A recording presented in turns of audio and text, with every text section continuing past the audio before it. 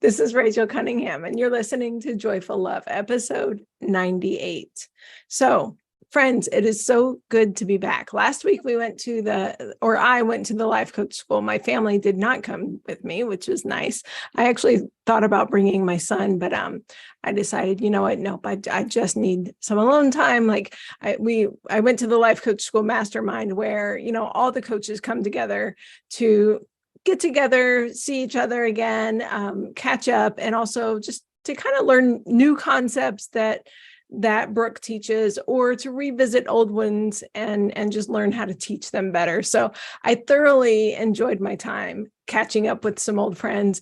And if you know me, you know that I also enjoyed a whole lot of alone time in my hotel room. So for that reason, I was glad that I did not bring my kiddo with me. But maybe next time I'll feel the desire to bring him or my husband with me. But anyway, so our theme for the mastermind was to feel harder.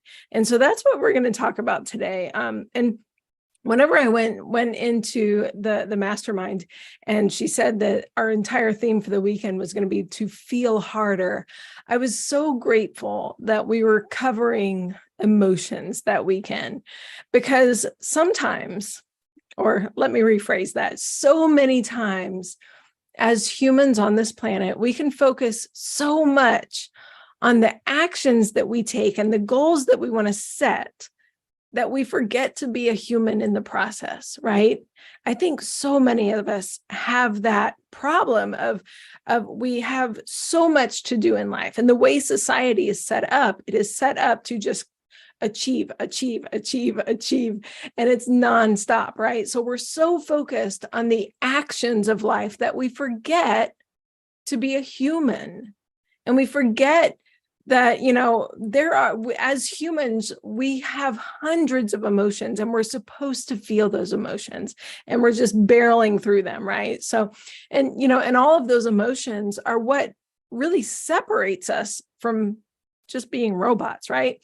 And in this AI world, if you're seeing much about all the AI stuff taking over, I don't know about you, but I want to feel fully human right now. I don't want to feel like a robot just barreling through doing whatever, right? So, but there is, definitely a fear in most of us that if we focus too much on emotions, then we're going to be held back in life. But what I've learned is that understanding and processing our emotions actually helps us to achieve our goals quicker and with lasting change, instead of it being just a temporary satisfaction, right? And then we go back on our negative habits again. But if we can really understand and process our emotions, we get to those goals quicker, and we enjoy the journey along the way a lot better. We try to avoid our emotions because we're terrified of suffering in life, right? We think that if we don't have to feel those negative emotions, then we won't suffer. We've all been in those moments where we feel like we are just, suffocating, and we're trapped so heavy in our emotions that we do end up suffering in life.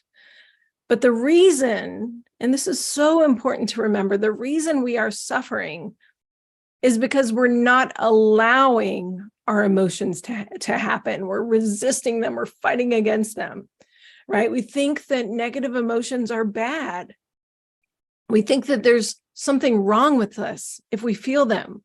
We think we're going to, we think that we're doing this life wrong if we have negative emotions. And we can even take that to the other levels of our different goals in life. Let's look at our marriages. Let's look at our relationships. We think that if there's some negative emotions in there, we think that we're doing our marriages wrong. We're doing our relationship wrong. If we feel sad sometimes, if we feel lonely, if we feel, frustrated, we think all of it is going wrong because we have negative emotions. And, we even think that achieving our goals is wrong or the way we're achieving our goals is wrong if we have negative emotions along the way.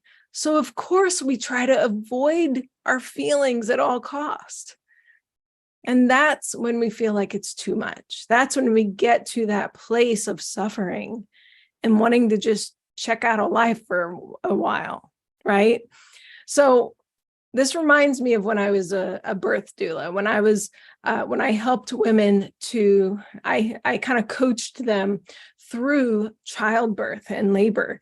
And when I was a birth doula, I would teach my clients how to experience the sensations of childbirth without suffering. Right. So many times, if you watch the movies, if you listen to all the stories of other people and things, you think that childbirth has to mean extreme pain and suffering. So let's look at what happens in childbirth. Our uterus gets squeezed really tight by the muscles around it so that it can push the baby down and out. Our cervix dilates. And then we stretch and open to allow that baby to come through. It's a beautiful process, isn't it? That our bodies know how to do. And we don't have to do anything, but just allow our bodies to do what they already know to do. If you've ever watched an animal give birth, there are videos all over YouTube. I just watched a llama give birth the other day on a video that popped up in my feed. But if you've ever watched an animal give birth, you know it's just a natural process. But humans have these, brains that fire danger at every single turn. And animals do too, but they know what's actual danger and they know what's drama. Our human brains have created drama around childbirth. So we've learned to fight against birthing our babies. So part of my job as a doula was to help women stop fighting the natural process and to remember that they are safe to let their body do the work. And I'd practice skills like holding a piece of ice in your hand, right? If you hold ice in your hand, it can feel pretty intense at times. So if you hold it there, you're going to feel some pain in your hand, right? And so we would practice that. We would practice holding the ice and breathing into it and allowing the sensations and not fighting against it and relaxing the shoulders and breathing into it even more and allowing those sensations of the ice in the hand, allowing the cold, the extreme cold. And I would remind them as they were holding this ice, you are safe. Nothing has gone wrong. Your body is simply telling you that something is cold. Your body is working. That's it. Breathe into it. That's all you're experiencing right now.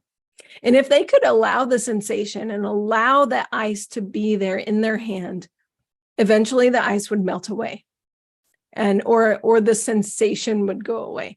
But if they allowed their brain to say, hey, something is wrong, and if they would focus on that, if they started thinking, I have to escape this, and they wanted to run from it and quickly get away from it, their entire body would tense up and they'd feel like they were suffering, like, oh, I can't handle this ice anymore, right? Like it was too much. I remember practicing this with my husband, and he was just like, he was the worst at it. He did not want that ice to be on his hand. But this is why we practiced this before childbirth, so that they could practice feeling an intense sensation, breathing into it and allowing it. And then when it came time for childbirth, when their muscles would tighten around their uterus, when their entire body sent the hormones through them to say, hey, it's time to birth your baby. And their body would squeeze, their muscles would squeeze, and they'd feel pressure in their back, and they would feel pressure in their pelvic floor. And if they could allow those sensations and breathe into them and remind themselves, I am safe. My body is just doing what it's supposed to do. My body is doing a beautiful thing of working hard to bring a child into the world. If they could breathe into it and trust their body, and even remember the beauty of what they are doing, they would not suffer. They would simply be experiencing the pressures of childbirth. And that's not to say they would not experience any pain. They would say, yep, this hurts. This is part of it. But if they would fight against it, if they would say, oh my gosh, something's wrong, something's wrong, something's wrong, and they would send their brain into panic mode, and they would send their body into panic, and their body would tense up in all the other spots that weren't necessary to tense up in, right? Their bodies would not relax into the job it was doing. When they fought the pain would get worse. And then the fear would get worse, and then the pain would get even more worse. And then they would go into suffering. And sometimes we could bring them out of that. Sometimes, different tools and things like I would use as a doula, I could bring them out of it and remind them that they are safe and to help them to relax. I had so many tools in my doula bag that I would pull out. Sometimes people would call me the Mary Poppins, because I would just keep bringing things out of my doula bag. And sometimes those tools would help to bring them back into the reality that they are safe, that they can breathe into their bodies, right? But sometimes the suffering was too intense. And they ended up working against their body, and their body wasn't able to relax into the natural process of childbirth anymore. And then they might decide, you know what, it's time to have an epidural to give their body a break so their brain could take a break from overthinking, right? And then their body could start to work and relax into the process again. So thank God for epidurals when we need them, right? But it wasn't really their body that was causing the suffering. In most cases, most of the time, their body was working perfectly, exactly as it should. The suffering started in their mind with their thoughts and their fears. But just like we need to trust the body, just like we need to trust the process and to work with our bodies and relax into sensations, we also need to do the same thing with emotions. Emotions are simply vibrations that happen in the cells of our bodies. And if you've never practiced like pausing and noticing that, it's really interesting. I remember the first time I realized, an emotion is actually just a vibration in my body, right? And you can feel it in different areas. Different emotions express themselves in different areas of your body. So, emotions come from a thought in our mind, and they can come on so quickly, right? They come from a thought, and then they express themselves as a vibration in our body. Sometimes we don't even know the thought that's triggering an emotion because our body remembers a certain situation from like a long time ago and holds on to those thoughts from before. So it's almost subconscious. This is what happens when I'm personally in the kitchen and a glass is put down on the counter really hard, right? Like, let's say someone's in a hurry and they just put their glass down and it ends up slamming down a little bit hard. My entire body feels fear. Because when I heard a cup slam when I was a kid, I wasn't sure if it was going to be slammed at someone or slammed at a wall, or if I should duck, or right? So to this day, if someone puts a cup on a counter extra hard and I'm not expecting it, my body feels a trigger of fear, right? And it's like, it grips my chest and my shoulders, right? And, the subconscious thought is that glass going to be hurled at me?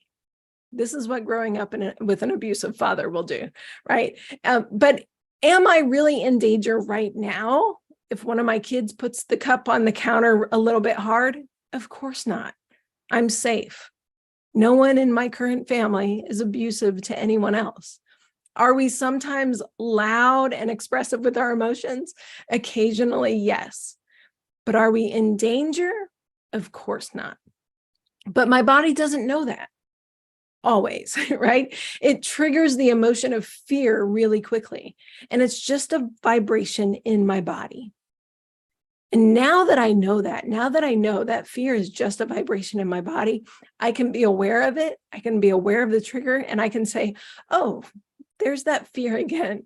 My body is still holding on to something that, that has happened in the past.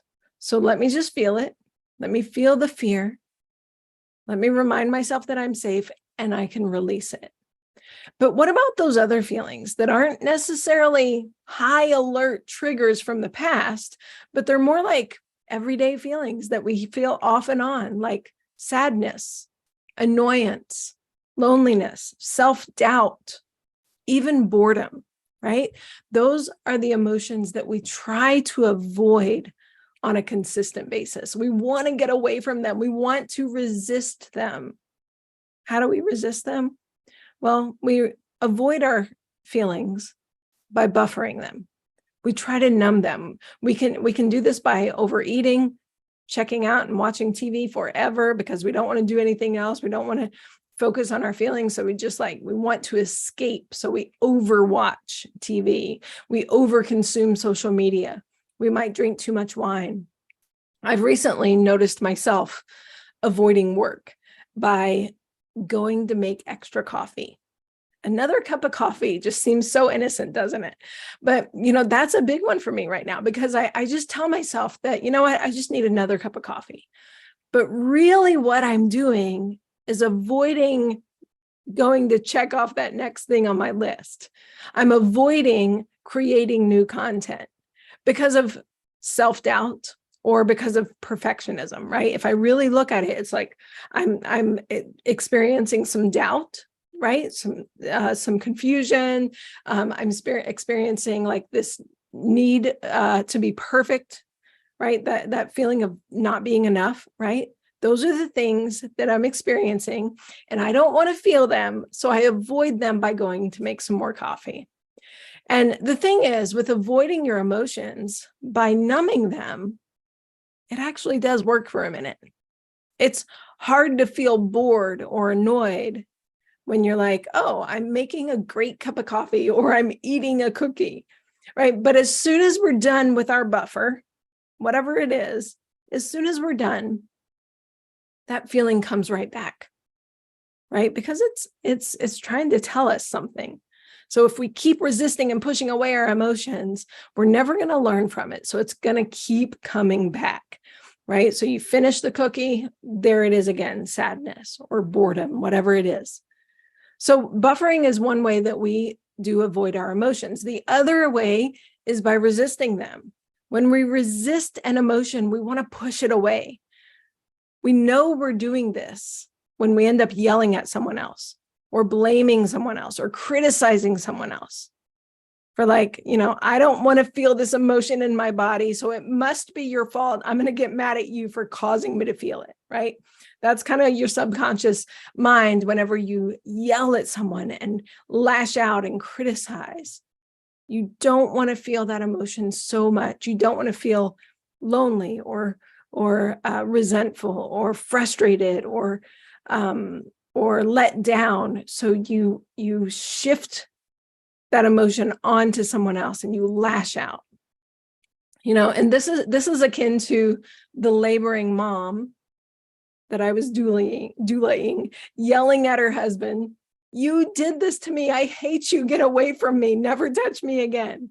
Right? She's resisting the sensations in her body. She doesn't want to feel them. And the only person that is at fault is her husband. So she lashes out, right? Because she desperately wants the pain to go away. And we do this with our emotions. We look for someone else to blame. We look for someone else to criticize and to shift blame on because we think that'll make us feel better if we can at least blame somebody else. So how do we not avoid our emotions? How do we not resist our emotions? How do we feel our feelings better? How do we allow the vibration, right? If it's just a vibration in our body, it's not scary. We can just notice it, right? How do we allow that vibration to be in our body? And this is an important question. Why would we want to do that anyway? Why in the world would we want to allow an emotion? Let's look at that. Let's look at the why. When we slow down and allow an emotion to be in our body, and pause to notice what it feels like. Just like my doula clients would pause to notice what their body was doing and tell themselves, my body is simply squeezing my baby out. It's doing what it's supposed to do. I can allow it. You can do the same thing. I can do the same thing with our emotions. And we can say, oh, I'm feeling sadness. That's sadness. I feel it in my chest. It feels hard. It feels tight. It feels like it's gripping. Some of us feel things so much in our chest that we can feel the physical sensation, right? Almost like I have this sometimes, like when I have like extreme panic attacks, like it grips it so hard, right there in my chest. But noticing it and just saying, okay, I'm going to let it be there. Allowing an emotion can be as simple as that, right? So the first step is bringing awareness to it. Bring awareness to what you're feeling. Say, oh, I'm feeling this vibration right here. Then you name it. This is stress. This is sadness. This is annoyance. Where do you feel annoyance? That's a great one to practice, to really start practice noticing. Like, where do I feel annoyance? And how do I know annoyance is different than frustration? How do I know frustration is different than boredom? Right? Like it's nice to, it's a great practice. And you can even have fun, like kind of being the scientist of your own body, of noticing where specific feelings and emotions are in your body, and notice how they show up differently. You know, studies have shown that simply naming the emotion helps your nervous system to regulate. So if you're someone that's triggered really quickly, just like I was with the cup, right? Like with the cup slamming on the table, I used to feel like that would make me feel panicky for a long time. And I would like go, what is wrong with me? Or what is wrong with my family that they would put the cup down so hard, right? And my nervous system would be on such high alert for a long time. But then when I was able to just go, oh, there it is. There's that fear that I used to experience as a child, of course. Just naming it, pausing to name it, helps me to quickly regulate again. My nervous system says, okay, you're safe, you're calm, just by naming the emotion. So next time someone, let's say, cuts in front of you in line, or if your partner, leaves a towel on the floor, can you pause to name the emotion? Oh, I feel annoyed. That's annoyance in my body. I see you, annoyance. I can feel you for a minute, right? Or I feel frustrated. Just that practice of naming your emotion and bringing awareness to it will do so much for you. And then you describe it. Describe it to yourself. Where is it at? What does it feel like? Is it tight? Is it smooth? Is it gripping? Describe it. And then you breathe into it and make friends with your emotion. Yes, I am requesting that we make friends with our negative emotions and our positive emotions, by the way. But like, it sounds like kind of like counterintuitive to make friends with your emotions, but that is what we need to do. I like to tell myself, you know what, like, especially on the big ones that I have to really work with feeling safe in my body, like grief. Grief can be one of those things. If you've had anything in your life where you felt like you've had a major loss, grief can come in waves and at times where you aren't expecting it. So on that one, I like to say, hey, grief, there you are again. You are safe here. You are safe to be in my body. I will feel you all the way through. So, stay as long as you need. You're welcome here. And then you breathe into it again, right? And what you'll notice is that after a while, that emotion, even if it's grief, will start to dissipate.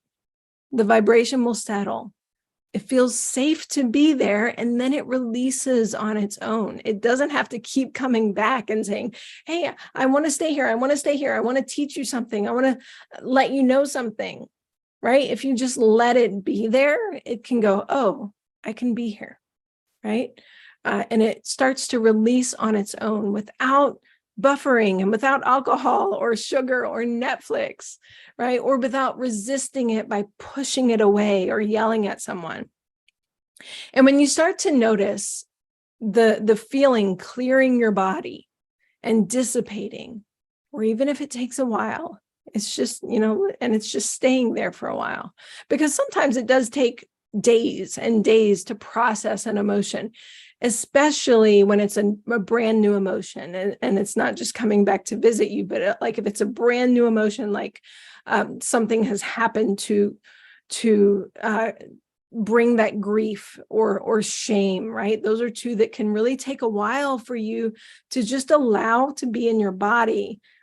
They can take a while for it to work its way through and leave. So as you're allowing it, as you're processing it, as you're breathing into it, as you're telling it, you are safe to be here. An incredible thing to ask yourself is, why are you here? Hey, grief, why are you here? Hey, sadness, why are you here? What do you want me to know? What is one thing you want me to know, right? You're talking to it like it's a friend. You're making it feel safe. And you're saying, hey, emotion, what is one thing you want me to know? And then you listen to the wisdom of your body. You listen to the wisdom of those emotions that are vibrating in your body. When you listen to that wisdom, you'll know the next best steps to take in your life. I just did this the other day. I noticed myself buffering a lot throughout the day with extra coffee, like way too much coffee. And, really just wanting to avoid doing the work that I had planned to do. And I decided to bring awareness to it. Okay, I noticed myself wanting to go get coffee like all week this week. What am I feeling? And I closed my eyes and I said, okay, body, just feel it. Feel it all. And I was feeling it in my throat, like a frog in my throat, and a little bit of vibration even in my hands. And I noticed my stomach felt like, almost like if you were on a roller coaster and it's going down, like your stomach, you kind of lose your stomach, or my stomach felt a little queasy even. And I said, okay, what is this emotion? And the word came to me, unsure. And I've never used that word as an emotion before, but that's just what came up. So I went with it. Unsure. So I'm not sure. And so I said, okay, what does it feel like? What does unsure feel like even more? And I visualized it. And the way the sensations were feeling in my body, it felt like I was almost standing over it like a huge cliff looking over it. And if you're afraid of heights, you know the feeling where you're looking over the edge of a building or a cliff and you feel like that buzzing in your body, like, whoo, like it's kind of hard to explain sometimes, but it's like you can feel the vibration in your body when you're afraid of heights and your breath is taken away. That's what the feeling of unsure feels like in my body. So I just sat with it a little bit longer and I allowed myself to feel that unsure feeling, like I was on a cliff looking over the edge. And then as it started to dissipate, I said, okay, unsure emotion, what do you want me to know? Why are you here right now? And it said something. It's my friend. So it told me, it said, you are getting ready to do something really big and new. Keep going. That's what it said to me. Our emotions are so wise. And that was it. That was it.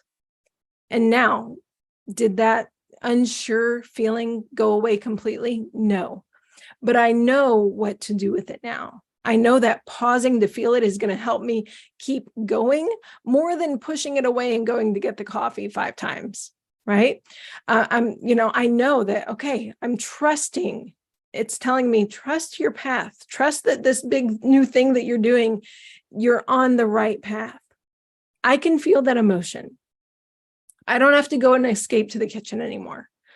I can notice it and just say, yep, that's unsure. That's just a feeling of uncertainty in my life and nothing has gone wrong. That's a feeling of being a human doing big things, and I can accept that. And I can also allow a little bit of excitement in there too, right? Because with the thought, I'm doing big things, there's some excitement there. So there's the unsure, there's the nervousness, there's the excitement. I can allow all of those to coexist. Even though I feel like I'm standing over a cliff looking over it most days right now, I can allow that. And I can say, this is good. But if I would have just consistently pushed away that unsureness and not paused to notice it, I would have wasted so much time going to get coffee. I would have wasted so much time procrastinating, right? I would have avoided the work that I knew that I wanted to do. And it would have increased my self-doubt because I would not have made any progress on anything. And that's when I would have ended up exhausted and suffering because I was avoiding my emotions instead of working with them. So, but our emotions are here for us. We don't have to be afraid of them. They are full of wisdom. They are here to teach us. They're here to teach us that either something needs to change, they're here to teach us that something needs to be let go of, or they're here to teach us to keep going. It's safe to keep going, or any variation of those. They're full of knowledge and wisdom. That's where we learn from, by feeling our emotions. And you're safe to feel them. So I encourage you, don't suffer. Don't reach that point of exhaustion because you're afraid to pause and experience your own emotions. But understand, allow and process those feelings so that you can uncover that wisdom that's already within you. And that's what I often tell my clients, right? That wisdom is already within you. We just have to uncover it. And the way to uncover wisdom within you, like let's say you have a great big decision to make. And you're like, I don't know, I'm trying to decide between this and this and this and this. The way to uncover that wisdom is to pause and pay attention to your emotions. Your emotions are your best friends. Feel them harder. Now, that's what I have for you guys today. I hope that's helpful for you. Just take a few minutes this week and practice, right? This is a practice. As you'll be aware, as you'll notice, I'm still having to practice this on a weekly basis with new emotions and new feelings. And every time I create new goals for myself, every time I want to work on something in my life, I have to feel a new emotion. I have to process it and learn from it. So it's a normal process. We won't ever be done with this. This is for the rest of our lives. We get to feel our emotions for the rest of our lives. And I would also say, I love pausing to notice what the positive emotions feel like in my body too, like joy and peace. I love just noticing, how does that feel different in me than negative emotions? And what do I have to learn from those? Those have wisdom in them too. If we pause and just be aware of them. I had a client tell me recently, you know what, Rachel, you should really be charging for your free classes, but I'm not. So I want you to take advantage of some of these free classes that I'm offering. I'm currently working on a new free workshop that you can sign up for in a few weeks. And I'm really excited to teach that class to you. It will be another free class. But while you wait for that, if you haven't watched the free 10-minute class on my top tip to build deeper connection with your partner, you can go check that out at rachelcunningham.com. And you can sign up for it today. You have nothing to lose watching that. When you sign up for it, it'll also put you on my newsletter so that you can be the first to know when my new workshops come out. And you can also find out how to work with me further as your coach. So sign up for that class at rachelcunningham.com. And in addition, I invite you to share this podcast with a friend that could use it. All right, that's what I have for you guys this week. Enjoy pausing to feel those emotions. All right, I'll see you next week.